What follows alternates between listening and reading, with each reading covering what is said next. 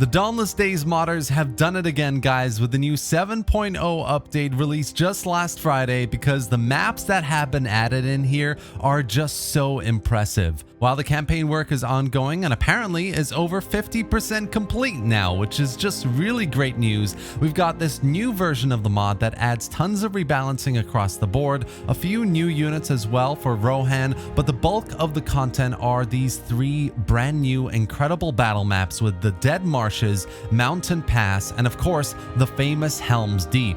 Since the last time I covered the mod, the Dawnless Days campaign is well on its way, with new building trees across a variety of factions and new icons which just look so good. We've had a bit of a preview on the degree of effects that buildings will have as well, which is just really cool to see, as well as incredible work going into artwork and unit models and loading screens. I think it's safe to say with beautiful detail like this, the campaign is going to be one of the best when it releases. It's also important to say, of course, with the campaign now mostly complete, the team has opened up closed testing, which just goes to show how far along they are as they work to identify and polish out campaign bugs and issues. They're also still looking for 3D designers, guys, so if you have a basic knowledge of the area, you're willing to help, you've got the time, and you know how to mod Total War Attila relatively, then make sure to apply in their Discord, which I've linked below in the video description. But now on to the main topic of this video. Yes, Helms Deep is here, and it is one of many incredible maps that you can play in custom battles in the mod against the AI or in multiplayer battles against other gamers, and it will be a part of the campaign as well. So presumably when you send armies around Middle-earth and the Dawnless Days campaign, you'll be able to fight epic Lord of the Rings battles just like this in authentic siege maps around great locations like Moria, Minas Tirith, and more. So starting with the Battle of the Hornburg, guys, it has to be said this is probably one of, if not the most impressive battle map, siege map, I've ever seen in Total War. All the walls are totally scalable by ladders and towers, of course. The belly of the main wall is explodable by unique sapper units now, as you can see in the Helms Deep trailer. There's also just an insane amount of attention to detail here, whether it's the map as a whole, when you look at the mountains, the valleys, the terrain, the river, or it's the keep. I mean, the ramp that you can send a ram up to besiege the main gate. I mean, if you get a custom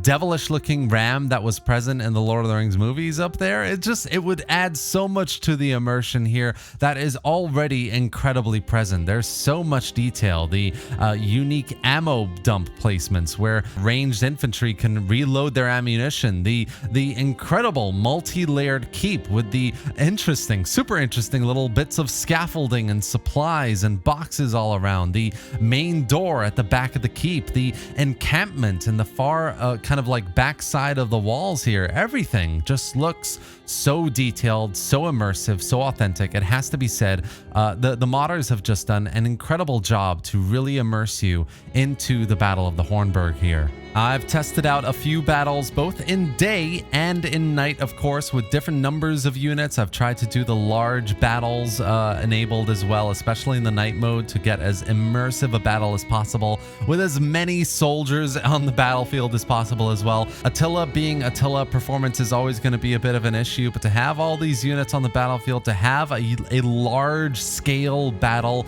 in Helms Deep in this kind of area is just insane. Like, you have to admit, this is going to be one of the most popular battles ever in multiplayer, of course. Players versus players defending, attacking the Hornburg. It's just going to be out of this world, a dream come true. But also in the campaign, you're really going to be fully immersed into this fantastic battle that will be a pivotal point in your campaign, either as Rohan or as Isengard. Now, while Helms Deep, of course, does steal the show in this new update with all the content that's been added in, there's also a couple of other maps that we have to talk about, the first of which is the Dead Marshes. This is a completely flat new battle map that is very tactical because, of course, it's the Dead Marshes. There are bogs everywhere that can really affect unit maneuverability and speed. Being able to bait the enemy in with your cavalry to then ambush them with great infantry, with ranged infantry as well that fires from afar. There's just a really great array of tactical options here for the player to get around, to have these front lines, to use choke points, natural choke points, thanks to the bogs, and also just use the bogs themselves themselves to get the enemy AI in close and suffer from that maneuverability and speed penalty. And then there's the third and final battle map with the Mountain Pass. And again, there's an amazing amount of tactical depth in the design here. The various passageways, the choke points in this map lend itself really, really well to either two armies kind of like meeting each other nose to nose in an area or being ambushed. Like, you can totally imagine being on the campaign, having an army moving in through this area and then being ambushed by the enemy in which, you know, your armies just kind of march along this mountain pass and it gets ambushed on either side on the cliffs and the mountain tops of this incredibly beautiful map. Like, this is such an interesting tactical map for the player as well. Finally, guys, Update 7.0 brings Dunland Town and Esgaroth as new unwalled settlements, which look just as good. Really, really good stuff here as well. There's been a ton of rebalancing into battles where now we have 100% matched combat. We've got a rework of hybrid units where there are 3 categories now with skirmishers, pure hybrids, and melee with missiles. There's a rework of the charge mechanic. Now infantry should all be much more powerful when it comes to charging, especially shock infantry.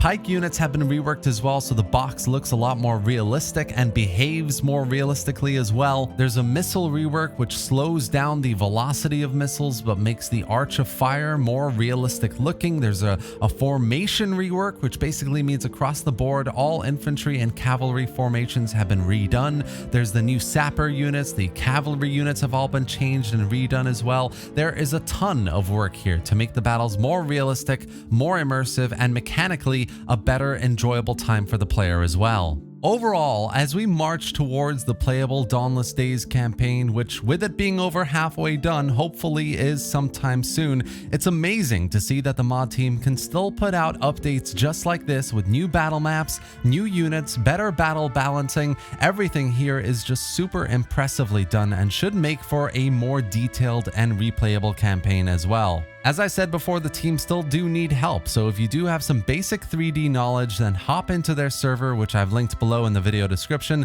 Obviously, there are resources there to increase your knowledge as well and get up to speed, but it would be really helpful if you have some experience already. I'm sure the mod team would really appreciate it. And that's it for today, guys. Dawnless Days version 7.0 is out and available to download. All you have to do is go to the Nexus mods page I've linked below, download either the standalone version, which you basically have to just drop into your Attila data folder, or the launcher version, which when you install does basically everything for you. It's all super easy to do, and I promise it's well worth it. I really hope you enjoyed this video and found it informative. If you did, please do give it a like and drop any thoughts or questions in the comment section below. What do you think about this latest update and the amazing Helms Deep? Subscribe for more Total War content, gameplay, and news, and thanks for watching, guys. I'll see you next time.